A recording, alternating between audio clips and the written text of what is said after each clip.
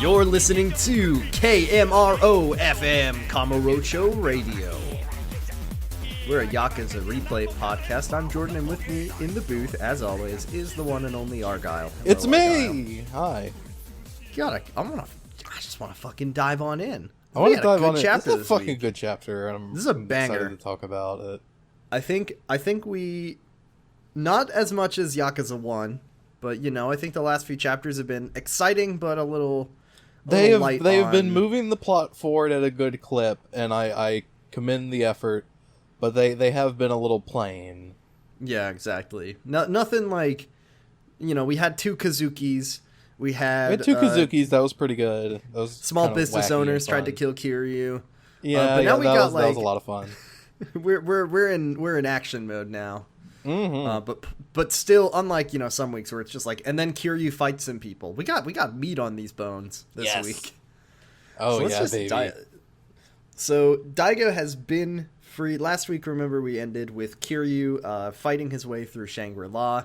Yeah. I wanted to say something real quick because as you may know, I have lost all my progress in Yakuza, so I had to replay the whole game. Yeah. And because my schedule was very full, I've finally caught up. So I've finally managed to get through. So just a couple of gameplay notes that I wasn't able to talk about. Hayashi? Jesus Christ, dude, that guy was hard to beat. Yeah, I've heard that. What the fuck was that about? I've heard that people going from the original to Kiwami 2 are disappointed by how easy Hayashi is in Kiwami 2 because he's actually kind of a badass and tough in the original. Yeah, Hayashi was a real fucker. And the other thing that I forgot to talk about was fighting Disculva, and also Majima, and who is the other one? And Gary Buster Holmes. Those fights were fucking hard too. Damn. They were really hard because you have a weapon. You have just a brass knuckles, but it doesn't do anything. So you can't grab or use really any heat moves. So they stick you with brass knuckles and you can't do any heat moves. So it's fucking hard. So those are my gameplay notes from having had to replay it. Just now that we're finally caught up, now I'm back. Got everything good. It's great. Did a little bit of Kameki training. Oh yeah, as Yakuza Zero heads might know it. So yeah, we're back with the game. Good shit. Real 80s kids know him as real 80s kids know him as the martial arts instructor formerly known as Kameki. But real Yakuza heads who are not me, because I played Zero first and it will forever poison my brain, will know him as Kamaki. And once again, I'm very sorry, I'll never get it right. We're at Serena, and Daigo Dojima has he's filled his belly with tasty Smile Burger. Probably we went by the Smile Burger on the way here. Yeah, if you take a straight shot from Shangri-La to Serena, Smile Burger's right there. Mm-hmm. It's interesting. I don't think maybe I've talked about this before, but I was really surprised when I played Yakuza 3 for the first time, because when you go to Kamurocho, there's a gelato shop. Yeah, there's a gelateria. Right where the sort of takoyaki Gendaku Highball Tavern. Yeah, the highball walk up restaurant is. Mm-hmm. That's a gelato shop in Yakuza 3. But what I didn't realize is that it's also in Yakuza 1 and 2, but only on the PlayStation. So it didn't make the jump to Kiwami or to Kiwami 2. The gelato shop is in 1 and 2 originally? Yeah, it is. It's been there. Yeah, that is a strange sort of layout retcon for, I mean, it doesn't matter, but no. For us pedants, it's why do they get rid of the gelato shop? Yeah, it's odd that they got rid of it, but now I'm thinking, maybe Kiryu on his way back to Serena took Daigo out for a little ice cream. But I just want all of our all of our listeners, not everyone who listens to us. Can I get a triple scoop?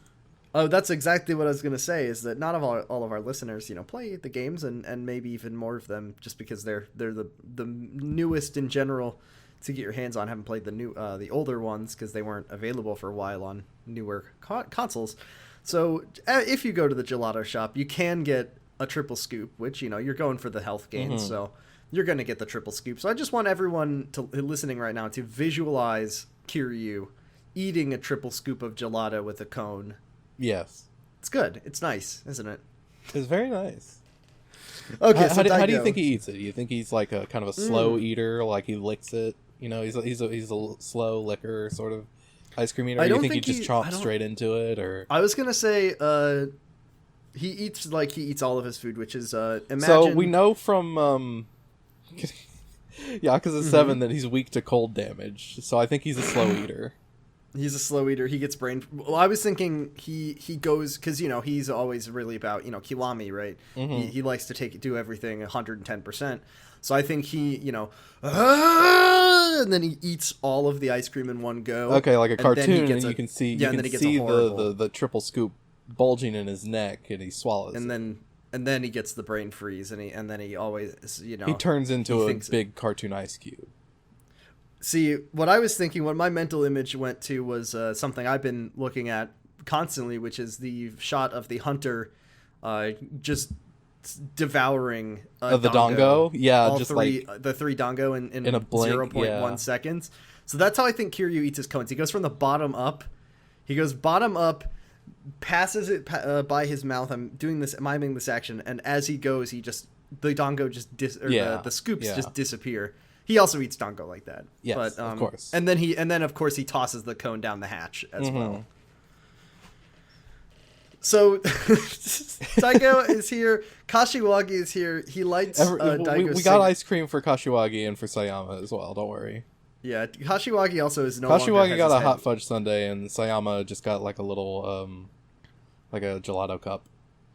Yeah, I was gonna say what kind of ice cream, because this is what we're here for as Yakuza podcasters, is to try to really iron out these facts. So like, Kiryu's getting triple scoop because that's gonna be the most efficient healing item, and it's also he just got done with a long battle. He needs some heals. Yeah, he needs 3 scoops. I agree that Kashiwagi is a hot fudge sundae. He's sophisticated, right? So he likes its simplicity, fudge sauce, ice cream, peanuts. I think. Yeah, he's kind of an old soul, kind of a classic. What is Majima getting though? Like a fucking a screwball or something. Like he's getting something. The ice cream with the gumball at the bottom. Oh my god! Or he's getting like an adult milkshake, as they call them. Like he's got like rum mixed in or something. Yeah, it's got rum mixed in or something, or any kind of thing like that. Or maybe he's just making his own. Just pouring whatever he's got. He gets a milkshake and he puts his own alcohol in it. Yeah, exactly. He's just carrying it around with him. And then I think Sayama is kind of reasonable as well. She would probably just get a little conservative little cup, single. And that's really all you need. Gelato is very rich. Maybe a soft serve vanilla cone if she's feeling spicy. The idea of eating 3 scoops of gelato sounds miserable to me. It's not something I would quite enjoy. And then Daigo, I don't know. I think he's too embarrassed to even get the gelato at all. Yeah, come on, Kiryu. I'm not a kid anymore. You don't need to buy me ice cream. You used to take me to the Gelato Rio when I was a little boy, but I'm not a little kid anymore, Kiryu. Take me to the arcade.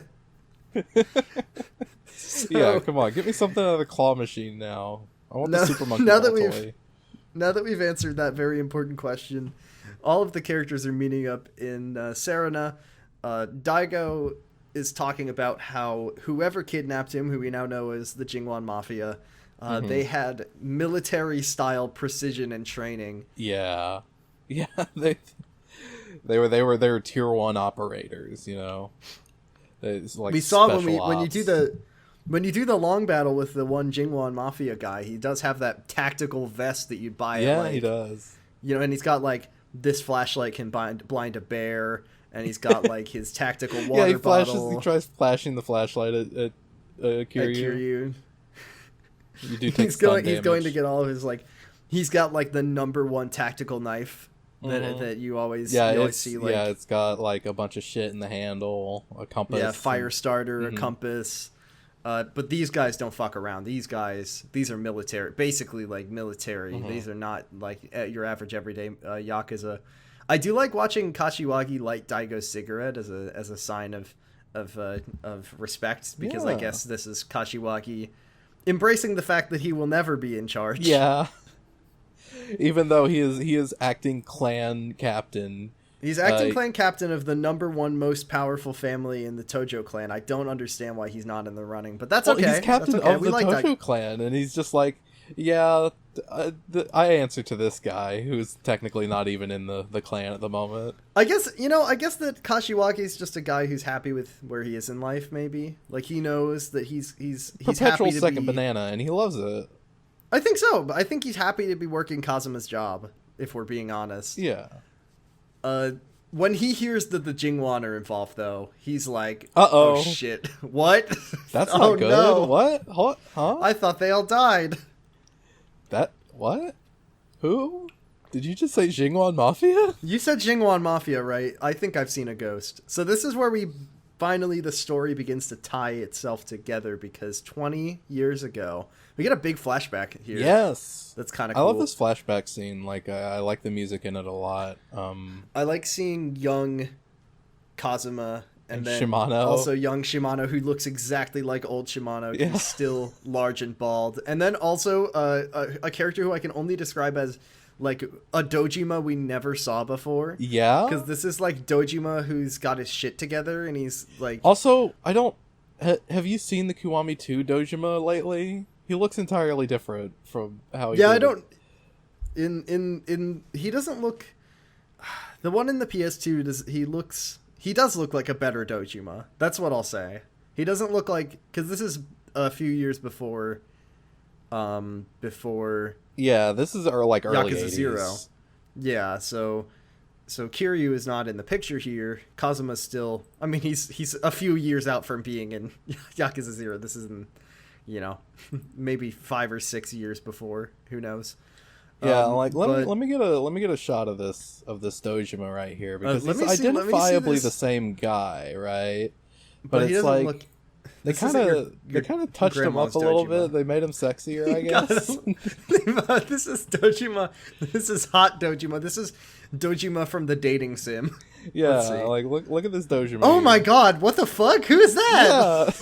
It's like Wait. he's got the sunglasses and the hair, but Yeah, it's he's got like the hair. what's the rest of this going on? He looks a bit more like strong, I guess.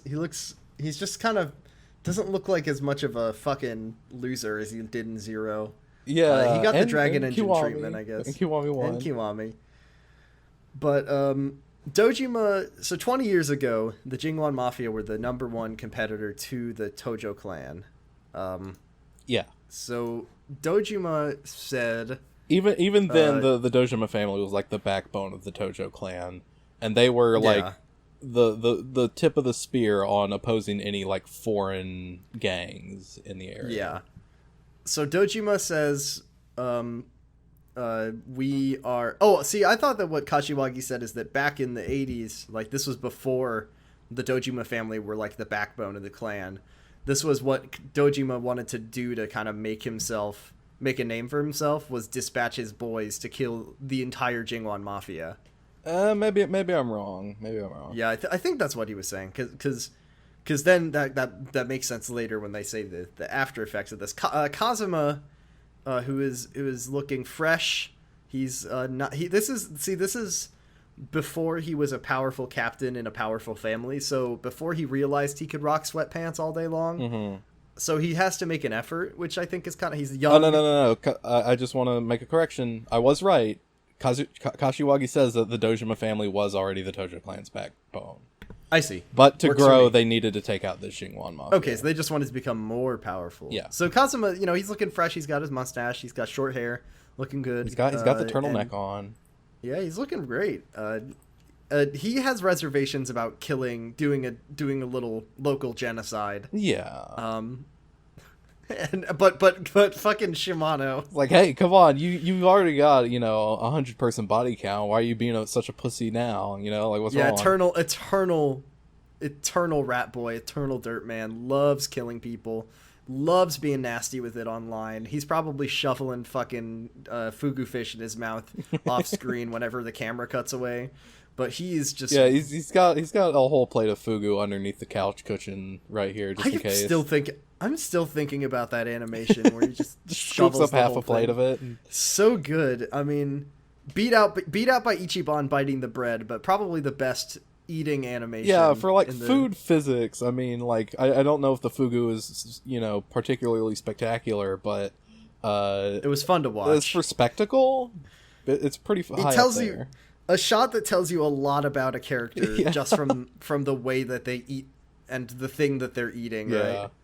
Like, so Shimano's like, come on, Kazuma, you know you want to go fucking hog wild." Come on. Aren't you sick of being nice? Don't you just want to go ape shit?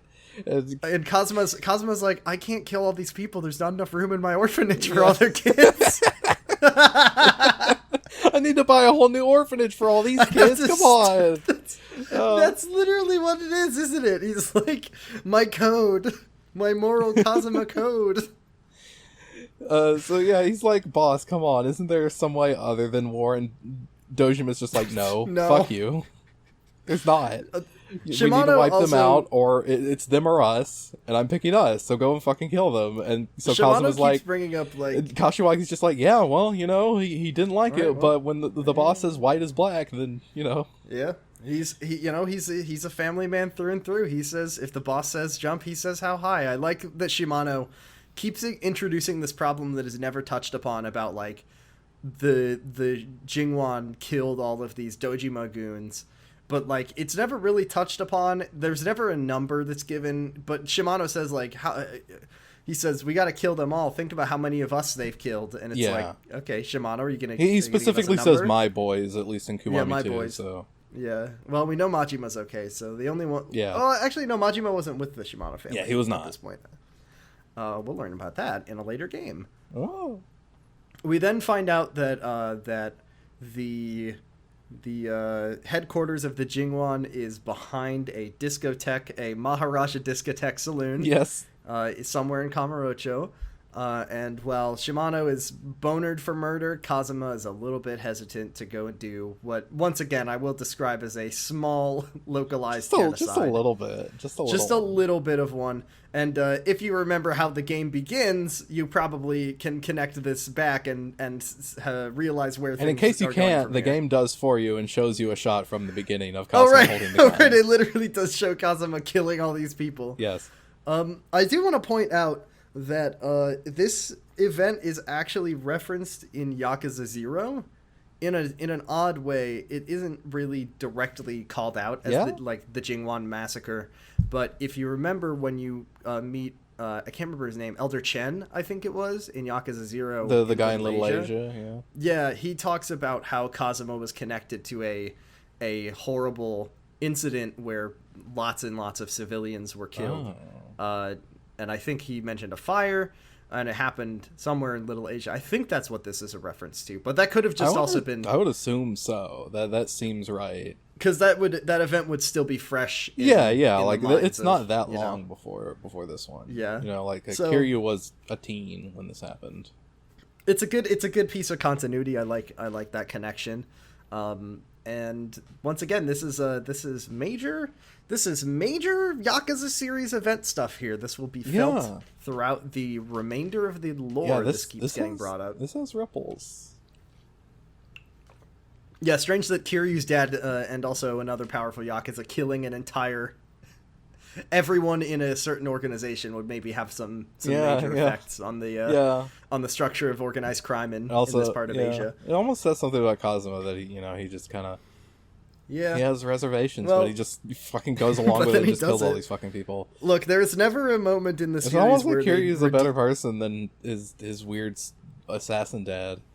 Yeah, I mean, he definitely has a code in that way. He does like to kill waiters regularly. Yeah, well, but he's not a killer, despite what the game will try to have you believe. But yeah, I do like Kazuma is never... He tries to be a good person in his own like that the weird games ways. are at least trying to make him out to be kind of a complicated figure. Yeah, for sure. There's never a moment, except for the one where Kiryu goes, "You were my dad all along." You were my dad. But then, even then, he's like, "Well, it was. I was very emotional." Then. Yeah, Kazuma is a very bad person, and he tries to make right by things in his own weird, twisted ways. Yeah. But the game is never ambiguous about whether or not we should think that maybe Kazuma is not a great guy. Yeah, he's not totally on the up and up, and he was a good influence on Kiryu at the time, but maybe looking back, Someone who he left shouldn't have been an complicated influence on feelings Kiryu behind. at all. Is maybe the lesson you should Oh, take yeah. from that. Yeah, for sure. I mean, we know from Zero that Kiryu and Nishiki became Yakuza specifically Yeah. because they felt they owed Kazuma a debt. So, Mm-hmm. and he let them. That's the other thing. I mean, he told them no, but then he eventually Yeah. let them. So, Kazuma's canceled. Wow. So what we then learn is that after wiping out the Jingwan, the Dojima family and the Tojo, by extension, well, the Dojima rose even more within the clan, right? Yeah. Shimano got his own family, Yep. and then they used the momentum to basically drive out all of their competition and take over the Kanto region or prefecture. So that's why the Tojo so this is is like like, the like the Tokyo. Tojo as a whole is only as big as it is now, or was because of this event. Mm-hmm.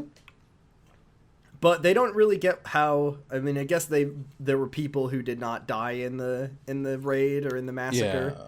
So that must be. And when they bring that up, someone brings up like, I guess someone survived. We see Sayama kind of get curious about, people survived the raid. Mm-hmm. So there's some kind of connection there too, I guess.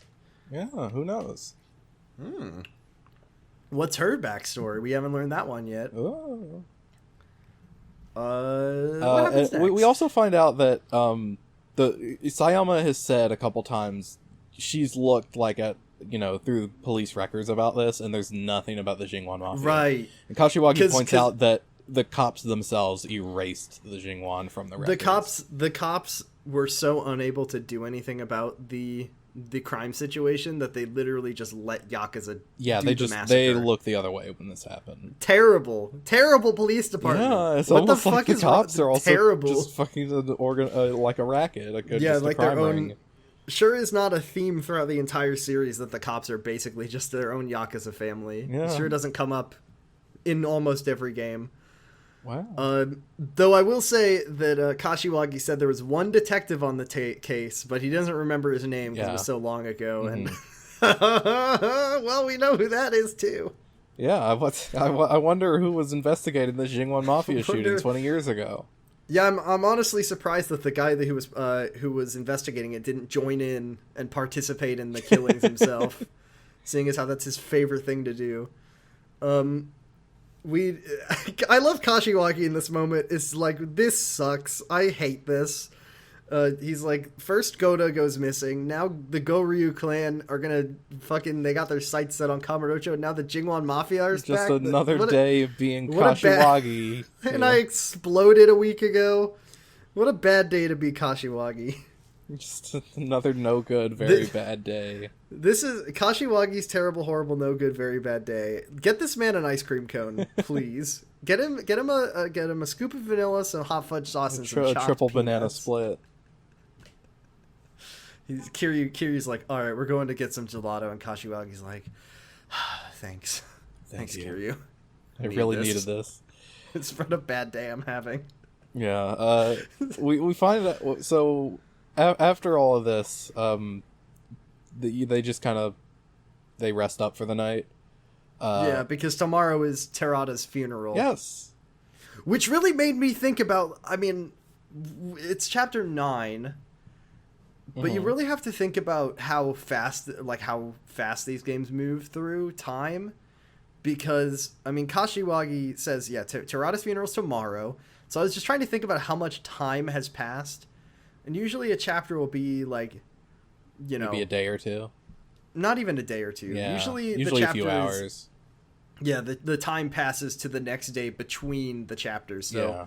I think Kiryu so the last 3 chapters were one evening, right? From Kiryu and Sayama arriving in Kamurocho to going to the Amano building, retrieving Daigo, or going to the Amano building, the Kazuki situation, and then Foreign Threat and Suspect were all, I think I was 3 or 4 chapters. Yeah, I was thinking about that. Evening. Was that all the same night? Or that was all the same night. I feel like there was at least like a day, right? No. That was all one evening, because Kiryu goes to the headquarters right after they arrive in Kamurocho, and then he gets the call to go to the Amano building at 1 a.m. There's really no wasted time. Like, there hasn't been any rest points since we got to Kamurocho. You're right. No. This is like the first time any time has passed. So the story is like, I mean, I have to estimate from my what I took in my notes that this has probably been like, because Kiryu leaves the night that It was like 1 a.m. when killed. they met on the Amano building, right? Yeah. And Kiryu left for Osaka the night that Terada died. He went straight to headquarters. He said, we need to get Daigo, and then they left. So I think that like 3 days have passed so far. Yeah, in this it entire has not game. been 3 a or long 4. time. It has been it's been a very quick. It's been less than a week, I think. But a busy week for all of these characters. After this is over, they're gonna really feel it. Yeah, so we rest up. We're gonna go to Tojo HQ for the funeral. Sayama's gonna go back to Osaka PD just to do some more, poking around. And you take a taxi over to Tojo HQ. Kiryu's in a suit again. Good to see him. He's he in a doesn't black have the suit, sunglasses this time because he's not incognito. Kiryu shows up ready for a fight. Yeah. He's like, am I gonna have to fight everyone here again? Am I? You can talk to a couple people. There's one guy who's like, I didn't really know how I felt about Terada when he was alive, but now that he's dead, I kind of see that no matter how he was doing it, he was doing what he thought was best for the clan. And well, I wanted to say that. Yeah, go ahead. If you ask around, there's people who are like, this is so weird. It's not like the officers to miss. Yeah. out on the I was funeral. about to mention that guy. Yeah. There's a few people talking about it, like, I called my officer, he's not coming, or I haven't heard from him. Yeah, and it really obviously would be like, very really, weird for him to not show up. Very That'd disrespectful. be kind of traitorous, See, I was thinking, like, we know that the fucking brass hated Terada, and they thought he was running the family into the ground, so maybe they weren't coming for maybe that reason. Or maybe we know that there's some dissent in the Tojo clan. Already with the Nishiki family, so maybe that's I don't remember every detail of this story, so yeah, you can also go up to the sign-in desk, and right, he'll be like, Fake "Hey, name. who are you?" And you can be like, "Oh, I'm a former Dojima family," and he'll be like, "Oh, really? So am I. Who are you? Are you the guy who killed?" No, he just you go up and he's like, "Hey, mind sign? Oh, wait, I know who you are. Never mind. Don't worry. Just go on in." Go in. Daigo and Yayoi are inside in the viewing chamber. I don't know what this is. It's like the big main space where they do all of their stage shows is what it looks like. But really it's just the funeral room. We've never seen it used for anything else. Yeah, this is where we could do the infamous heat action with Sarah's body in the last game. Right, yeah. It's like the Hilton Hotel conference room A where Haruka's gonna have her bat This is mitzvah. Artist Alley, this is anytime there's a convention being held here, this is where you can buy all sorts of prints. This is where you can buy Kiryu fan art, and so we're at Artist Alley, and the only merch on display right now is the a headshot is the of corpse Terada. Chairman. Yeah, a headshot of Terada and lots and lots and lots and lots of incense. I didn't realize what that was when you see it from afar, but yeah, I think all of the stuff surrounding his portrait is incense. Yeah. He wasn't very popular, but they sure they pay their respects. As we go in, we learn that there is some commotion outside. Yeah, they're just talking about the goings-ons. Yeah. Kiryu, Daigo, and Yayoi. He kind of fills them all in on the Jingwan. Yeah, it's stuff we already know, but he's talking to them about it, and there's a commotion outside, and they all run out, and Shindo just walks into frame and starts smirking right at the camera. Yeah, he looks real shitty on PS2. I'll say that that smile does not look great. I also didn't realize it had been a while since we had seen him, so I forgot what Shindo looked like. But yeah, that is Shindo. We go outside to see a real convoy of the classic black Yakuza nondescript cars that we see all the time. I noticed a little speech bubble as I was walking into the funeral. Just one of the, not even one of the guys that you actually interact with, just one of the incidental ones that pops up is muttering. Yakuza really like black cars, huh? Yeah, they really do, though. There are definitely shots throughout the series whenever, the Yakuza are mobilizing, where it's just, shots of the highway. A fleet of black cars, just, taking up 7 lanes of highway. Yeah, the most generic fucking car that you could buy, like a Lego car or something. Yeah, I don't know. it's not quite a Ford Crown Vic, but it's the equivalent of that. Yeah, pretty much. But this is okay. Who is this guy? I mean, he's a Go Ryu guy, but we must have fought him He is one of the before. guys that we fought in the Cabaret Grand. Right. Okay, that's what I figured. But he doesn't. His name is like Hoshiumi or Hashimoto or something. Yeah, I think it's but Hashimoto. you only find that out from his health bar. So I was like, who the fuck is this guy? But he's like, hey, good like, meeting you again, Kiryu. We're here to fucking crash the party. Yeah, so he's more of an obstacle than he is a boss, because he just stands there with a big sword with his katana, and as you walk near him, he'll swing it at you. But like, once you isolate him and Daigo is there to help, you just kind of go around the back and really kick the shit out of him. Mm-hmm. So he really is more like a spike trap than he is a guy. Daigo is here to help. He's Daigo's been doing it. I like it. I like it too. You defeat the guy. It's like, I don't know, 10 guys, and then more cars pull up, including a very big white limousine. Yes. Oh, and, it's not white in Kiwami too. It's just a longer black car. Oh, really? I like that it's white. It sets it up. It sets it apart more. And who gets out of that limousine, Argyle? It's our boy. He's back. There he is. Oh, it feels like it's been so long. Ryuji's back. It's Ryuji once again. God, his like dental floss budget must be through the roof for all the scenery he has to get out of his teeth. I know. Every time he's on screen, he just like dominates the scene. I just can't believe it. His personality. So he's in full like ceremonial garb. Like he's in his like his like hakama or hakata or whatever they're called, like those black robes that you see. You can get them in Animal Crossing too. It's like the robes where it's got like the pant legs too. I think it's got those like crests Hakama on the sides. Yeah, I don't know enough about traditional Japanese dress to I believe it is hakama, but I could be wrong. I know you can get one in Monster Hunter. A hakama. You can get one in Monster. Oh yeah, that's the Rajang he looks great. He's fresh off playing over Zhang, and he's just made the armor. Just killed. I think if any, I don't know. I think Ryuji could probably, if he was in a party of 4, so like Ryuji, Kiryu, Majima on his, he's like dual blades user, and then another character we'll talk about later, who would probably use like hammer or greatsword. All right, and then Ryuji would probably use, what would Ryuji use? He's a longsword user. I think longsword would be pretty good. And Kiryu probably he just punches. He doesn't use a weapon. he's got the forbidden fist weapon that we all want. God damn it. Yeah, they could take down a Rajang together. But Ryuji keeps insisting that he's only here to pay his respects. He says like Terada did right by me when I was a kid.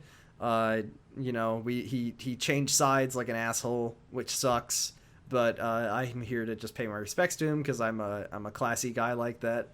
When he first shows up, I love the way he says like good morning, like morning Kiryu, like Kiryu on, like the delivery on that is like the fucking very casual. smarm on it is through the roof. Yeah, it's so good. I like that he's like, oh, we keep running into each other, isn't that right, Kiryu?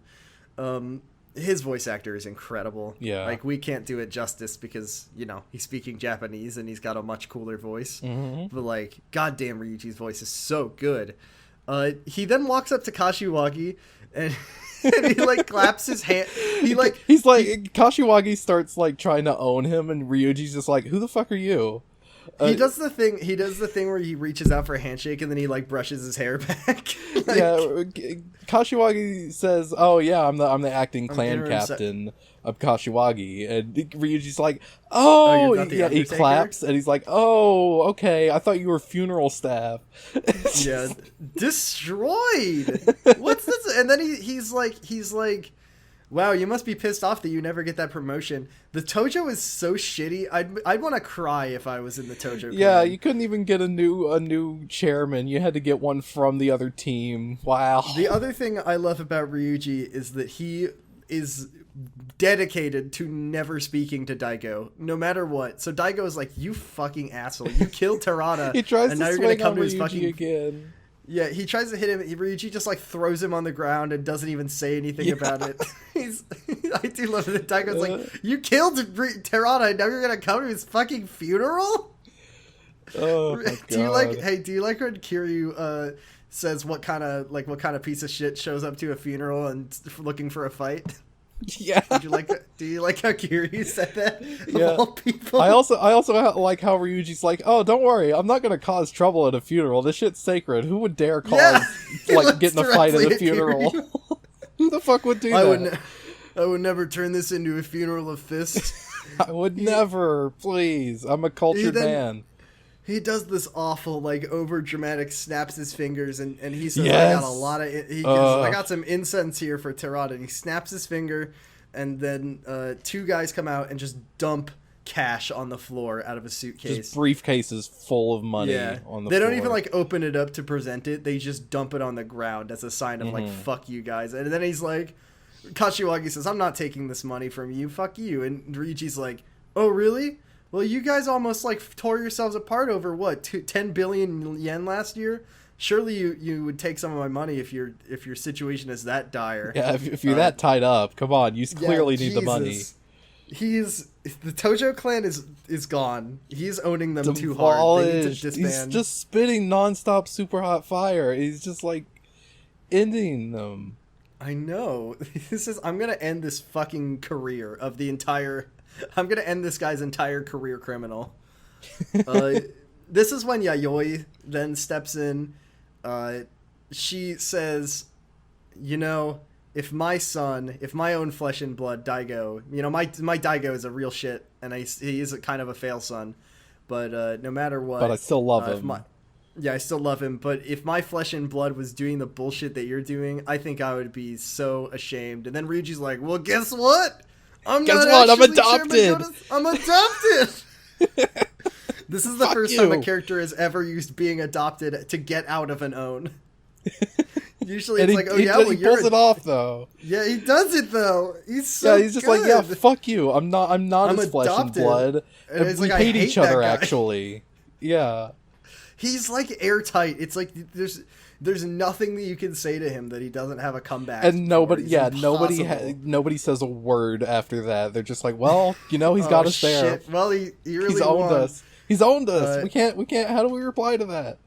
And then he tells Daigo. This is the one time I think he talks to Daigo where he's like, I hate parental bullshit. I hate knowing my parents or having my parents care about me. I feel bad for you, Daigo, you idiot. And then he says, here's the deal. We're going to give you 3 days to mourn. Mm-hmm. And then after that, I'm going to make it rain blood in Kamurocho. Yeah, you and me, Kiryu, we're going to have a rematch. And then he says, but also, you better watch out.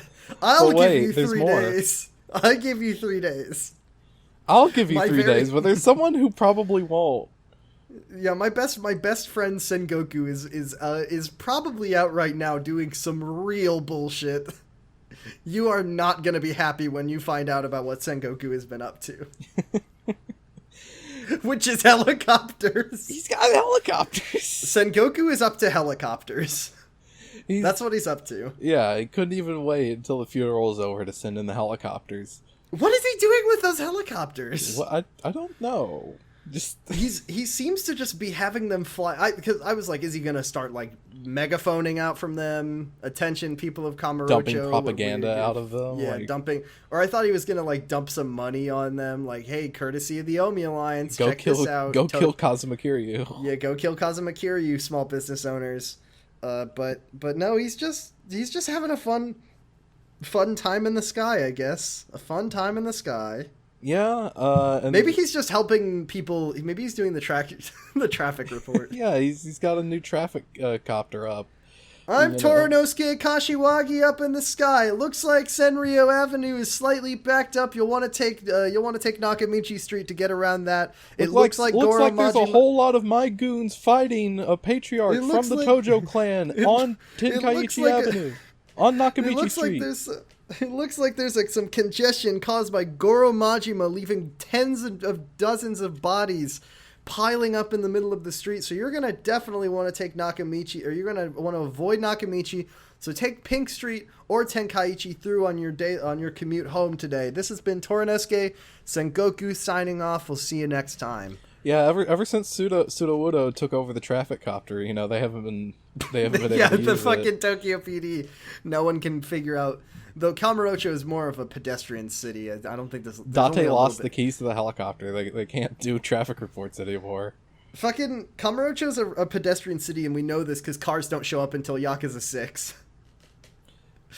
Yeah, I mean, Nishiki drove a car. There's cars parked. There's cars parked, but we don't see them driving. Nishiki drove a car through Theater Square one time. Were there are there cars driving around Kamurocho in this game for you? Because they show up in the Dragon Engine, but I didn't know if they were in Kiwami 2. They're definitely in Kiwami 2. Okay. Yeah, they are in Kiwami 2 because I remember they're the same models from Yakuza 6, even though it's a game that takes place 10 years later. Yeah, they're very ahead of their time in the car department.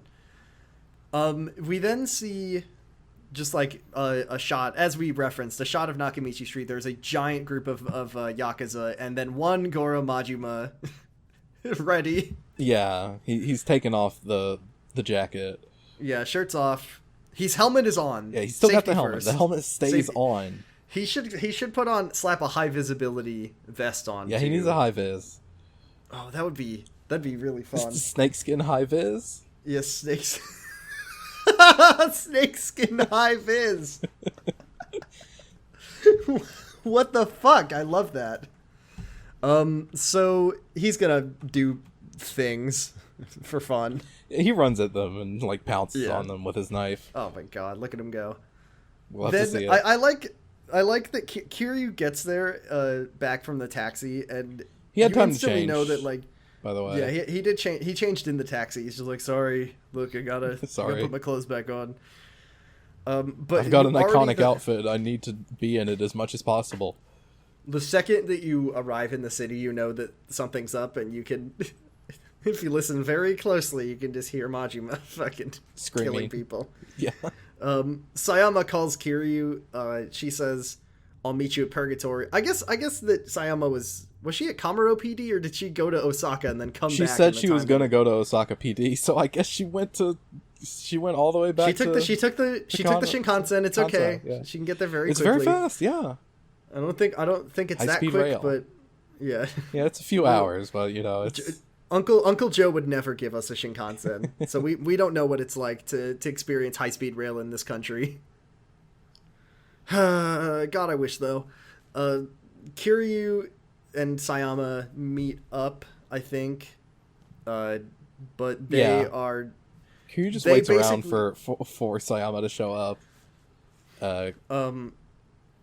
And... Basically, from this point, they're just like, Sengoku's men are here. We need to go investigate, and you go straight to the trail Nakamichi Street. Yeah. You either recognize Nakamichi Street from the cutscene, or you can follow the trail of not dead bodies, but follow the trail of guys who have had a very bad Majima related incident. Yeah, I mean, there's just an objective marker there in Kiwami too. I don't. Oh, okay. I don't think there was one in the original, but there's guys who are just like, oh, I was killed by a Cyclops, he really gave it to me, and then Kiryu goes, oh no, oh no. Boy, oh boy. So you go to Nakamichi Street, and unfortunately for us, Majima, he's there, he's not shit. Yeah, that's a rare for Majima. Usually he comes out of rare fights for anyone. good, Nobody's looked like the last time somebody looked this bad was like Tachibana. Majima. It was Majima when he got stomped on by some dudes. Oh yeah, he looked pretty bad then. No, you're right. It was definitely Tachibana when he got. Like, you usually don't see people covered in this much blood in these games. Like, this is a very bloody chapter, actually. Yeah. So Majima's fine. He'll be fine. He'll recover. Yeah. He stumbles up to Kiryu and he's like, you're too late, Kiryu. I took them all out on my own. Aren't you proud of me? But he says he kept his promise. Yeah, I kept my promise. Yeah, thanks, Majima. Once again, I think this I like, in retrospect, without looking at Zero, I think that what they've done with Majima's character, Majima becomes a much more prominent character in this game as opposed to Kiwami, where he showed up, Majima everywhere notwithstanding, he showed up 3 times in the whole game. And I think that they evolved his character really well. He goes Kiwami from this 2. loose cannon, and this is kind of like that turning point where it's like, this is clearly someone this is a Kiryu character can trust. Yeah. This is like he's an ally as opposed to this like complete agent of chaos. Now he's more of a chaotic friend for the cast, which I like. Sayama says I'll take him to the clinic, and then Majima is unfortunately really creepy at Sayama. He's like, you're pretty hot up close. You're pretty hot up close. He also tells us, he reveals what the actual point of all this was. Right, Sengoku invading in Kamurocho was just bait to get Kiryu away from Tojo HQ for a little bit, because Shindo, the smirking man from before, Shindo, the patriarch of the Nishiki family. The Nishikiyama family. Yeah, he is Sengoku's rat on the inside of the Tojo clan. He's sold out to Sengoku. Bastard. And plans to just sell the whole clan over to him. And with Kiryu away, they have initiated their plan. So Kiryu just needs to go back to HQ again. He did a little coup. Just a little coup. So Kiryu takes a taxi back to HQ. Sayama says, I'll be taking Majima to the doctor. Mm-hmm. And when you get back to HQ, there's just bodies everywhere. Yeah, the Nishikiyama family has already taken over. They're up in the meeting room with all the chairs, and all of the cast are there. So you do need to fight some guys on your way in. Oh yeah, there's a few guys to fight, but not that many. I love this. I don't know, there's things that get lost in translation, but in Japanese media when a character punches and they go "Ore!" right? Yeah. There's the scene where these two Nishikiyama family goons they have Daigo and Kashiwagi and Co. all tied up comedy style, and all that they're doing is pointing guns at them, but they're still going like "Ore! Ore!" Yeah. And it's like trying to scare them. Yeah, I guess so. Is that what that is? I don't know. I always think of intimidation tactics. Yeah, because they think that, oh no, I'm gonna get punched with a bullet. Oh no, he's gonna get a standout. Unfortunately, this is where things get really gross, because also Shindo is here. He's got a big sword, and he's also got Yayoi like tied up and like sitting kind of on his lap, I guess. On his knee, yeah. Yeah, on his knee, and he's being weird and fucking gross. Yeah, Kiryu's like, shows up, and they go back and forth, and Kiryu's like, yeah, you're a traitor. You sold out the clan just for, some money or whatever. And he's like, no, I'm going to take They've the always clan backed over. You. And he's like, yeah, well, I didn't just sell out, I'm going to get something out of this. Yayoi Dojima. He forces himself on her a little bit. He like kisses her or something. Yeah. She smacks him and backs off. Right. Then Shindo says the Tojo is through. He says, right now, all of the officers of the Tojo clan are falling to Sengoku's hitman. And we get to see that. Yeah, I kind of dig this, where it kind of feels like, second game in the series, they wanted to kind of have this, put a lot of effort into making this like brutal execution montage. Yeah. It really reminds me of like, I don't know, like a scene from The Godfather, or maybe more like a Beat Takeshi joint, these scenes of intercut scenes of just like Tojo Yakuza just getting like gunned down. It's very bloody. Yeah, this is one of the most clearly PS2 scenes in Kiwami 2. Yeah, like maybe it looks significantly worse in your end than it does for mine, because I'm on. It's just the animation, really. It's just like most of the time it looks fine because it's just people talking at each other, but like since it's like action, like things are happening, it's very clearly like not as maybe polished as it would look now, or like, dare I say, realistic. Yeah, but it's odd. It definitely has like, it has a lot of, this game has some great cutscenes in it, but it's kind of different. It's very, very unusual for the series to have this level of violence in it. So it definitely feels to me like the the animators were trying to evoke like these Japanese crime films. Yeah, with these like one thing. This is like, I think, something that literally happens in a Beat Takeshi movie, and probably in a million other crime films, American and Japanese. Of like, the guys are in the elevator and they're like, "Oh, you better blah blah blah.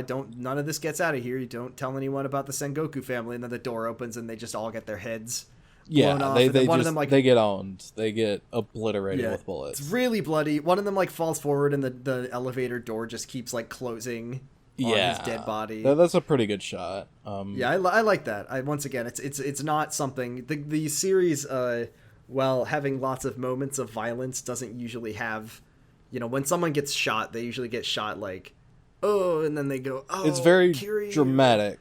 It's like it's very kind of soap opera-y. They'll get a final People don't speech usually or, like die quickly. Yeah. So unusual. This is just like execution. Like another boom. officer is like sitting in his limo, and a dude just like rolls up and shoots some him guys with on a shotgun. motorbike just blasting with shotguns. And then you get the old Wenhai special. Just get in his car, and then the whole car explodes. So, not great. This is execute Order 66, I guess, is what I feel watching this scene. Just like, all the Tojo officers are dead. They sure did it. They really do it. The Yakuza series loves to kick the crap out of the Tojo family. They just love to put them in dire situations. So now, not only were they weakened from the years the prior, and two of those guys at least were guys that we saw before at the beginning of the game. Just those nameless officers, and now they've been owned pretty hard. Yeah, so now it's just what now it's Kashiwagi. It's just Kashiwagi and Majima is left, or Majima's not even with the family anymore. What am I saying? Yeah. Well, hey, at least Majima's okay. Yeah, he's not dead. That's what you get from leaving the family. Kiryu is not happy about this, and he said when Shindo is doing more of this, like, I've always been in love with Yayoi Dojima, and Kiryu, I know that you and Nishiki fought over a woman once, and and the clan is in shambles because of it. Yeah, which not a great understanding of the events of what happened in the last game, but if that's what you want to think. I do hate this. This is a bad moment where Shindo's like, oh, come on, I'd be better than Dojima. He had a mistress in every corner. And then for some reason, Yayoi stands by her horrible dead husband. I know. I have but complicated feelings about this, or it's like, I know but like, we don't need, this game loves to fucking hype up Dojima all the time. Yeah, and no, we have commented on the game's like veneration of Sohei Dojima in the past. Yeah, so the fact that Dojima's wife is like, I don't care how much he cheated on me, I was always in love with him, and it's like, okay, but that doesn't really excuse it, and you don't need to bring that up to tell this guy to fuck off. Kiryu says, she's too strong for you. Yeah. Shindo you can't says, handle a girl boss like her. Yeah, she's got a sword. Shindo says, you'll take Yayoi over my dead body, and then he says, yeah, that's pretty much the plan. Yeah, that's the plan, dude. And then we fight Shindo. And sick boss fight alert. It's a really good one, because Shindo is like... Can we get a music drop? We haven't done one in a while. Oh yeah, let's put a music drop in here.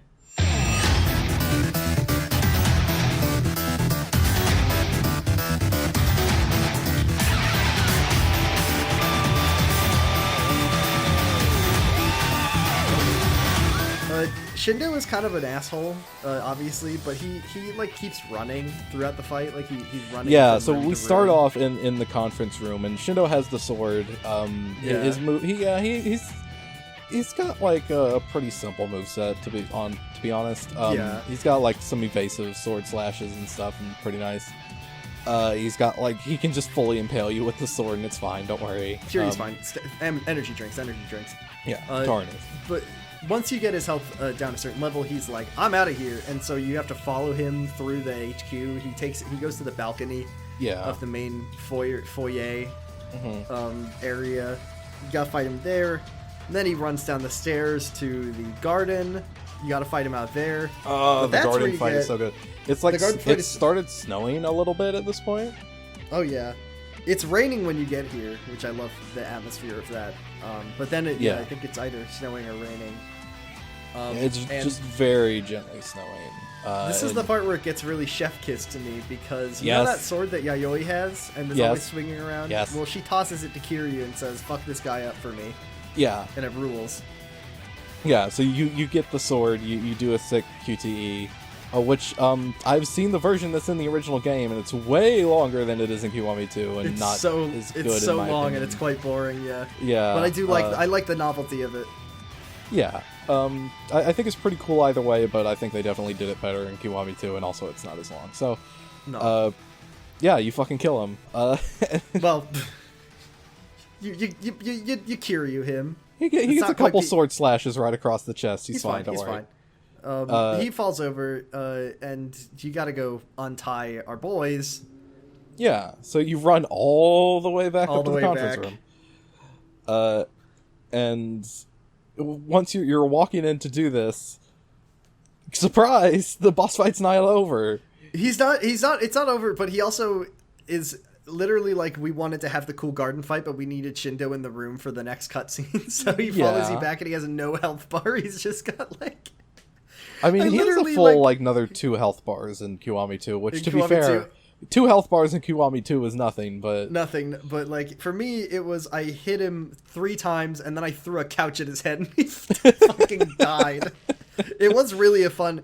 Because when you end the fight, kind of slows down, it plays a big impact. yeah, sound like effect. you have already gotten the experience in Kiwami 2. Like It was just a very charming way to end a boss fight of couch colliding with head, and then it plays the sound effect, and it all slows down as. Oh, okay. I thought you were talking about how it had already officially ended out in the garden. No. This is like they do fully start the fight back up. Yeah.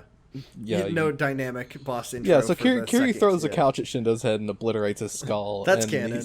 Yeah. He's just Yayoi's lying like, "You're on out the of our floor. club." What's up? That's the Yayoi just says, "You're out of the Tojo clan. That's the least I can do after you trying to stage a coup." Mm-hmm. And The Shindo's 2 goons try to like pull up on Kiryu with the guns, and he just knocks both of them out. Yeah, he's got in one Kameki punch. firearm flip or Kamaki firearm Yeah, flip. See? he's got the There, I double did it again. firearm flip, and he just like knocks both of them out. But before he can untie Daigo, or he goes to untie Daigo, and as he's doing that, Shindo reaches for one of the guns and goes to shoot Yayoi.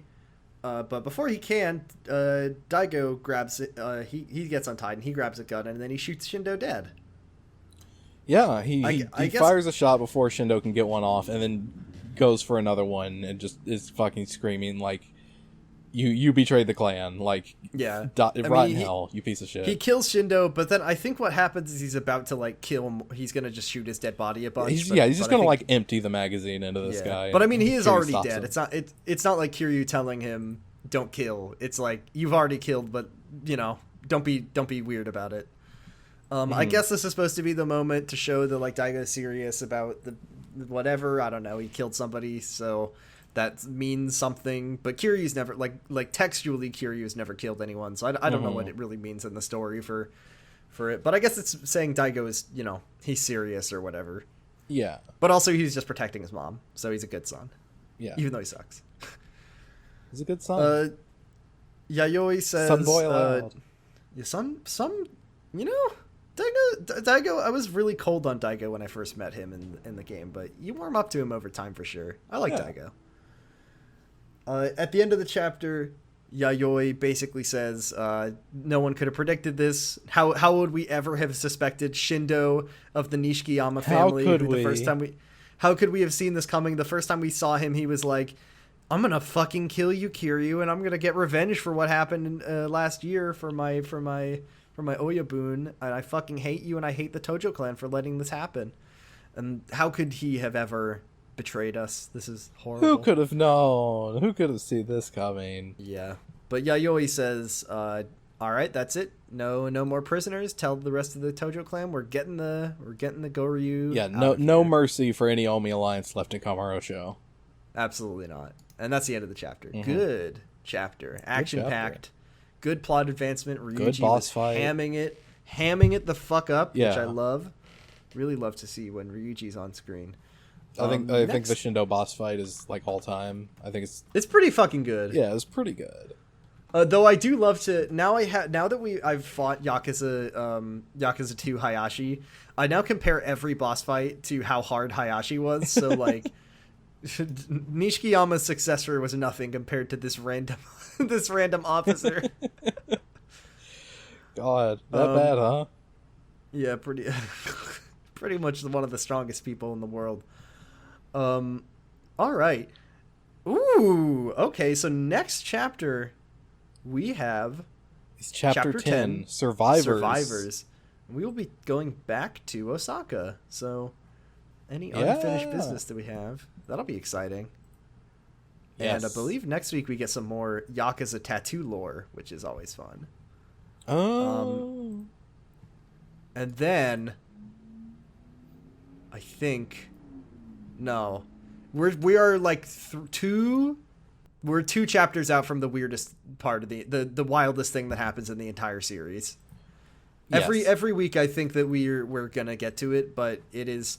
We'll just to look forward to something. There's a lot of chapters in this game. It's a long game. Chapter 12 is the peak, the weirdest, wildest, dumbest thing that ever happens in the Yakuza series. I love it. Not even close, not even remotely close. It's the weirdest thing that ever happens, ever. So please enjoy that when we get there. Just to look forward to. That's our discussion. Good week. Let's do some questions though. Yeah, we have a Twitter at Kamurocho Radio. We have 2 avenues for questions now. So you can either leave your question on the Twitter post, or you can leave us a question in the Discord. So here are our questions for this week. First is friend of the show, Big Challenges, who says, "Is Ryuji the kind of guy who laughs at a funeral? Can't understand what I mean? You soon will." Ryuji wouldn't laugh at a funeral because he has respect. That's sacred ground. That's sacred grounds. He would ham it up at a funeral. He would own you at a funeral, but he wouldn't laugh. He doesn't need to laugh. I'm the kind of guy that wears my heart on my sleeve. I have a history of taking off my shirt. I think that's the second time I've said that on this podcast. I have a tendency to wear. I have a history of ripping off my shirt for a boss fight. Here's one from my sick tattoo. Friend of the show, Sirixi, who says, "How much do you think?" This is an interesting question. I've thought about this before. How much do you think the next game will reference the pandemic? Part of the plot, sub story, or just vague references? This is the question though: is how much does Yakuza reflect the real world events? Because the answer is sometimes. I think something that is as globally impacting as the COVID-19 epidemic, I feel like they would have to address it in some way, right? Because they usually do. The Yakuza games usually take place. I want to say they take place. They reflect changes in as local as just Tokyo. Like the Olympics thing, like where the smoking ban, the cigarettes. That's a small world building thing, but that does reflect an actual thing that happened. So I feel. But then I think about what the games don't. They don't really touch on world events that much. Yeah, they don't. They don't really touch. I don't think even things that were major for Japan. I don't think that any of the games reference the earthquake. Actually, there might have been a thing about the earthquake in one of the games. I'd have to keep my eye out. There might have been a thing to donate. Yeah, I mean it's world events that they reference. It's like World War II. Obviously that's kind of the big one. They obviously the bubble economy that. Yeah, the bubble economy. Like Japanese that's huge history, even beyond Yakuza 0. But I guess the question is gonna be, because I think willing, depending on how things go, there probably won't be a Yakuza. The pandemic will probably be in the past by the time whatever the next game is. Whether and there is still. Some speculate that the next game in the series will be a prequel or another game set in the past. There's no guarantee of this. There's no confirmation. It's just some people keep saying that. So if that does happen, any hard news about it. The only thing they've said is that in the pipe. That Sega has expressed interest in making a sequel to Zero. There was that interview with Nagoshi where he actually commented on this, and obviously he doesn't have as big a role in the series as people would make him out to, but I really liked the way that he talked about it, where he said it would be more than just showing people wearing masks. If they did it, it would be the identifying this feeling of more atomization and loneliness that people feel from having to be quarantined from each other all the time. I think for sure that if they were to touch on it, it would have to be I don't know. I think it'd be very interesting, and I think we'll see where things land in when they announce and develop the next game. Because part of me wonders if, after it's all over, if people will even want to think about it anymore. Yeah. Like in their entertainment, like would people want to be reminded of this? Yeah. Would people want a game that's set in the past, in the past year to have everyone, I mean, yeah. Yakuza is kind of a period piece. All of them, like they take place. Yeah, they are very much encapsulate of the time that they take place out. in. But again, it's like they don't really reference that much of the wider culture, although maybe that's more clear to a Japanese audience than it is to me. Maybe there's probably a lot of things that I'm missing, and it always feels like the games it maybe to a fault are kind of intentionally pass up the current events in way, like for example I think about there was a scene in Yakuza 5 where someone asked Kiryu, like, oh, what do you feel about the government? And Kiryu's like, I don't really approve of what they're doing. But it isn't clear, like, who he's talking about or what he's talking about. Yeah. And also, like, I think an election had just happened when that game came out. So it's kind of nebulous intentionally which even, like, about who administration he's talking about. Yeah. And, that's the decisions of the writers and the people making the games, that obviously Kiryu is probably not going to be like, I don't like these politicians specifically. I don't like Shinzo Abe. Yes. But I guess the point is that, like, the political issues that the games touch on, they do touch on them, I think Yakuza 7 had a lot of interesting things to say. And I think like obviously hugely... I think like the cracking down on and like less prominence of Yakuza in Japanese culture is like, that's definitely a big thing that they have started going on as the games go on, like especially 7 is like all about that. 7 definitely has more political themes than the games usually do. Mm-hmm. But it'll be interesting to see once they get into the next game what will happen. I think at the very least someone will probably be commented on or referenced in a way. Yeah. But it'll depend heavily on when the game is released. Yeah, because I don't think that we're going to see another game like out if it's a past event or if it would have been a current event at the time that the game takes place. And of course, also, the way that Japan responded to the virus is very different. Yeah, very different from, here. We're both American here, so... so that's also, it could be a thing that some countries are masking longer than we are. And also Japan, in Japan and in Asia in general, wearing masks was a much wearing more face normal masks thing. But it's a much more normal thing. So we'll see. I don't know. I think it'll be brought up, but I don't think it'll be a main plot as what I think I'd say. Here's one from friend of the show, Andy, who says, what if Kiryu hung out in a group of 4 throughout his adventure? Would things be different? So is this basically, I think this is kind of getting at, like, what if Kiryu had a JRPG party? Like, yeah, that's what I was thinking too. So, like, I mean, Kiryu is such a lone wolf kind of guy. Well, what would his party be in the first place? Yeah, so, that's like, Date, Sayama... as much as I hate to say it, Date would be a permanent party member for Kiryu. You can get the florist as an optional party member. I think, okay, here's who I think would be a good core party for Kiryu that I think we could work with throughout the games, okay? Kiryu, Date, Yuya. I think having a host would be a fun I think addition. Yuya would be pretty good. Yuya's close with Kiryu. We know that he can fight.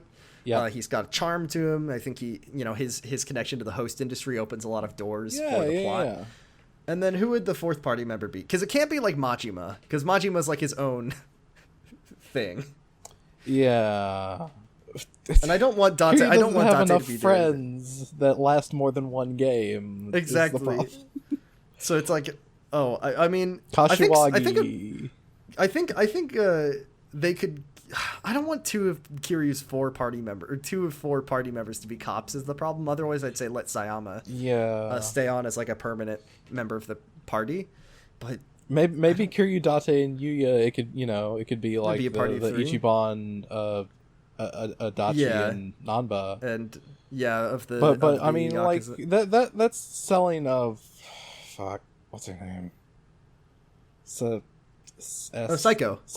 That's selling her short because she is as much a party member as the other 3 fuck-ups. Yeah. So we do need a third one. So, like, who would that be? I don't think it should be Sayama. No, I don't. Sayama is. Let Yumi live. Having Let Yumi live through Yakuza 1, and she can be the fourth party member. Yumi. It's information broker guy. Tamura. Tamura. I guess it could be the florist. He could bring his own. He has big fun optional party member energy to me, though. Like, fair enough. It's Haruka. Maybe just Haruka. Yeah, it's Haruka, and she'd be like the healer. It's like that one Steven Universe RPG where she's just like a support role where monsters don't attack her, but she's just like in the background. Yeah, Haruka. Yeah, nobody attacks her, but she's just like she's in the Steven Universe RPG. I'm saying it's like the Steven Universe RPG. Oh, so okay. Yeah, like. Okay, I see. Yeah, sorry. It's like, what? In that game, Steven is a member of the party, but monsters don't attack him or target him. I see. But he just does like a support role. And okay, yeah, that would work. Okay, so yeah, Haruka, she hangs out in the back and she doesn't fight, but then she can heal and support. She can give buffs and stuff. I actually kind of love the idea of an RPG where your support is completely disengaged from the fight, so you just have that option. You don't have to worry about like babying your white mage or whatever, because usually they're quite weak. That would be nice. I think I'd like that. And then obviously it would have to balance it differently, so you don't have to worry about, the game's not too easy. But I don't like having to, you have your white mage heal and you the have healer. to constantly either heal the healer or have the healer heal themselves. That was what was good about Yakuza 7, at least, was that Ichiban had just natural built-in healing moves. I'm so excited to talk about Yakuza 7. I know it's very far away, but what a fun game. What a great plot. That's all of our questions for this week, though. Good questions, though. Thank you for asking. Yeah, good questions. Thank you. Great chapter. Really good one. Yeah, pretty good one. Next week we'll be... I think this is really the point where the story just takes off and goes places. Whether those places be good places that involve the Omi Alliance or bad places that involve the Jingwan Mafia will be... Up to you. This is up to you. No, it's not up to you. It's up to the game. Not up to you. The game is kind of divided in that way, where all of the Ryuji stuff is incredibly good, and then all of the Jingwan stuff is incredibly bad. It's pretty awful. But that's a problem that we'll tackle later. For now, let's wrap this podcast up. Thank you all very much for listening to Kamurocho Radio. You can find all of our episodes at yakuzapod.com, and you can find us on Twitter once again at Kamurocho Radio. You can find me on Twitter at BradipusRex, and I've got 2 other podcasts that you can listen to. One of them is called Slappers Only. We pick the best songs in a video game.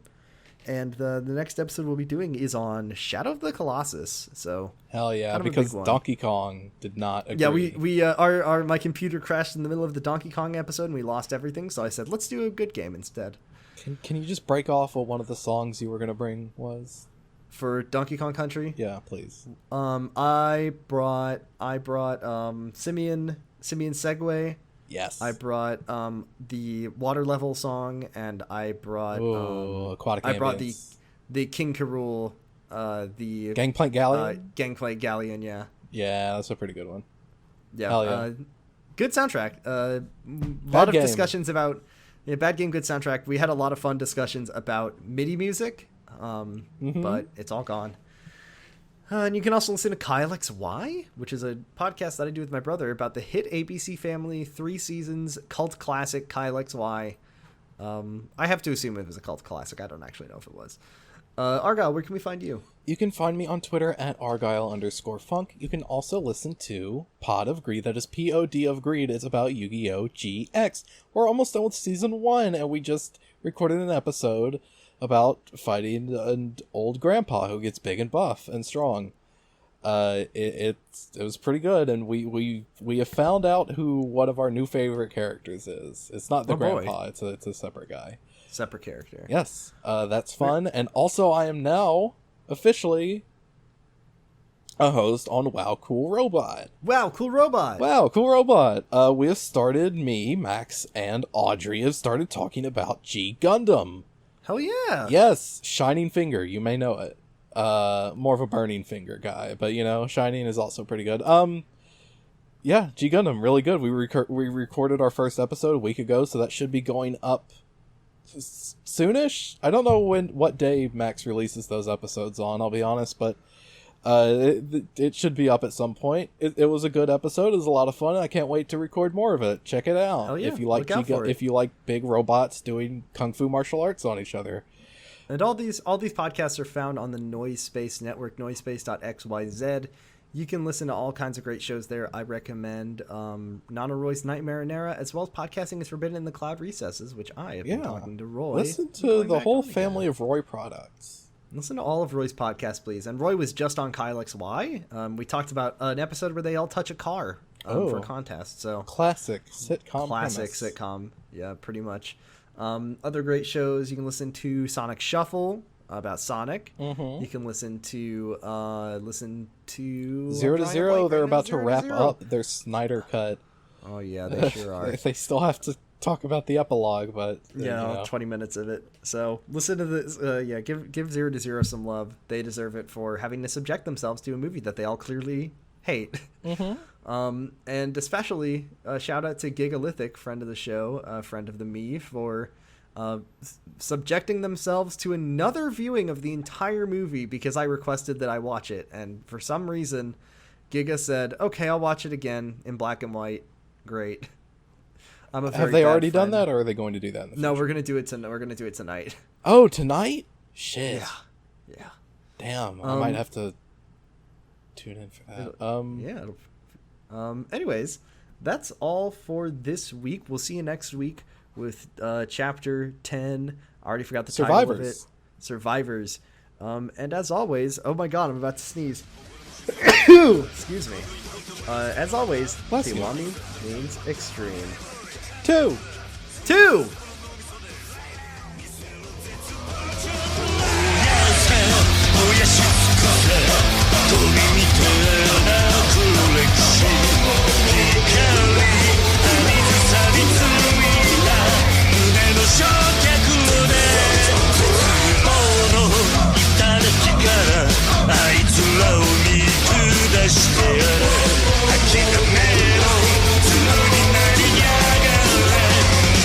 Quiero desmocho por